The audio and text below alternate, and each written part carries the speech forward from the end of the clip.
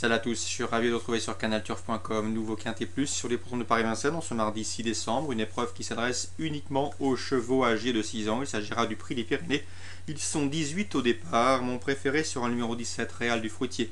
Un cheval qui fait ici face, c'est un engagement des plus favorables au plafond des gains, il est confirmé en pareille société. Sachez que Jean-Michel Vazir a l'habitude de le river, mais ce dernier est actuellement sous le coup d'une mise à pied. C'est donc Tony Le Belair qui s'assiera à son sulky. Réal du Fruitier qui vient de terminer 3ème d'une course référence. Une course référence disputée sur 2100 mètres le 18 novembre. Le rallongement de distance ne lui posera aucun problème. Bien au contraire, c'est une priorité. Ensuite, j'ai retenu numéro 18, Rombo Saint-Bar, qui lui n'a pu faire mieux que 9ème dans la course de référence, mais ce jour-là, l'élève de Laurent-Claude Abrivard n'a jamais pu s'exprimer dans la phase finale, terminant avec d'évidentes ressources.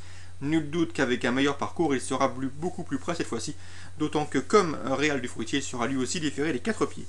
Le numéro 10, Raja de l'Abbaye, un cheval qui compte déjà 13 victoires en seulement 33 sorties publiques. D'ailleurs, lorsqu'il était sous la férule de Maurice Macheret dans le centre-est, eh bien, il avait aligné 8 victoires consécutives à l'âge de 4 ans et lors de son hiver de 4 et 5 ans. Un cheval de qualité qui est désormais sous la férule de Jean-Michel Vazir.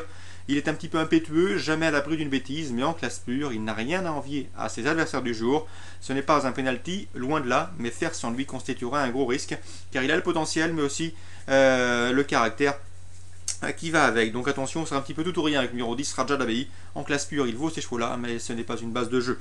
Le 13, c'est Royal de Vège, qui a été lui aussi préservé en tube-betting. Ces dernières courses sont bonnes. Le cheval est déféré des 4 pieds. La dernière fois qu'il a été déféré des 4 pieds, eh bien, il s'est imposé. C'était début novembre, donc attention à lui. C'est une course visée pour cet élève de Guillaume Lisée. Ensuite, j'ai retenu le numéro 12, Rainbow Dancer, 4ème de la course référence disputée le 18 novembre, derrière notamment Réal du Fruitier. Le numéro 16, Raja Goussery, il avait gagné sur ce parcours à pareille époque l'an dernier, attention à lui. C'est un cheval qui, associé à Eric Raffin, a largement les moyens d'intégrer le quintet gagnant. Ensuite, le numéro 3, Royal du Lys, qui reste sur 2 séduisantes places de deuxième, un cheval aussi efficace, autre montée qu'autre attelé. L'écurie de Jean-Luc Bijon est en pleine forme. Le cheval devrait ici très bien tenir sa partie, tout comme son compagnon d'entraînement, le numéro 5, Ruby Bleu. Certes, lui aussi demeure compliqué, mais la dernière fois, sans sa faute, il n'aurait pas été loin de la vérité. En tout cas, il aurait pris une belle allocation. Donc attention à ce numéro 5, Ruby Bleu, qui s'entend bien avec Mehdi Chevalier. Il convient de le racheter, et lui aussi, il y aura sans doute une belle cote sur ses chances sur ce numéro 5, Ruby Bleu. S'il est sage, il peut parfaitement intégrer le quintet gagnant. Résumé chiffré pour cette compétition: 17, 18, 10, 13, 12, 16, 3 et 5. Toujours à Vincennes en Réunion 1, avec dans la deuxième le 209, l'élève de Laurent-Claude Abrivard débute sous la selle. Attention, de bons bruits circulent sur sa candidature et elle a montré de belles choses à l'attelé. Donc attention à ses débuts au montre-montée, c'est le 209 Tania de Lou.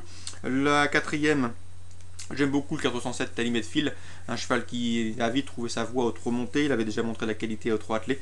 Sachez qu'il compte 5 courses sous la selle pour 3 victoires et une place de deuxième. La dernière fois, il s'est imposé facilement. La grande piste devrait l'avantager. C'est a priori un bon rapport à jouer gagnant placé. 409 sera l'opposition principale, Tintin Roche, qui lui aussi compte de sérieuses références sous la selle. Dans la 7ème, sachez que j'aime beaucoup le 702 Rime de Buisson. J'avais pu assister à sa 3ème place en amateur sur l'hippodrome de Laval ce jour-là. Eh bien, elle n'avait pas eu le bon parcours, contrainte de ronger son frein derrière des adversaires fatigués. Elle était venue finir à la vitesse du vent pour prendre une 3ème place. Elle a confirmé cette belle impression en s'imposant dernièrement à Warmokanchi dans une épreuve réservée à des apprentis de la jockey, et ce à plus de 30 contre 1. La jument est en pleine forme. Elle s'aligne ici à Vincennes avec de sérieuses prétentions, confiée de surcroît à un amateur efficace, à savoir Cyril Batty. On lui opposera pour découpler le 708 Rasta Dupont, régulière en pareille société. Le 713 Richmond Park, certes il part en deuxième ligne autostart, mais ce ne sera pas un désavantage pour lui, car il aime courir caché et est capable de faire un bon dernier kilomètre. Et le 707 Rivage de l'Héron, il convient de s'en méfier. Serge Pelletier n'a pas pour habitude de déléguer ses pensionnaires en région parisienne à des fins touristiques, ce qui donne le 702 en base de jeu pour d'éventuels jeux simples. Pour découpler, on rajoute le 8, le 13 et le 7.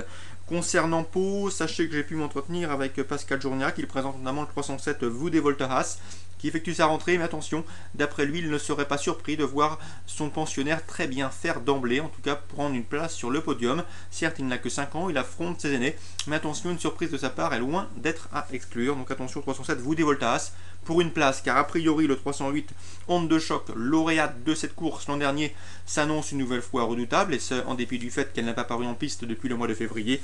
Le 302 Malboro, incontournable, troisième de cette course l'an dernier. Sachez que Malboro, bien sûr, n'est autre que le lauréat du dernier prix Gaston de Bataille, le Grand Cross de Pau, une Listed Race, et qui, une nouvelle fois, il a été réservé pour ce meeting d'hiver palois, et une nouvelle fois, il devrait faire feu de tout bois. 307 pour une place, les favoris logiques, le 308 Onde de choc, le 302 Malboro, ça c'est à Pau en Réunion 2. Voilà pour les informations de ce mardi 6 décembre. Très bon jeu à tous, bonne journée et rendez-vous demain.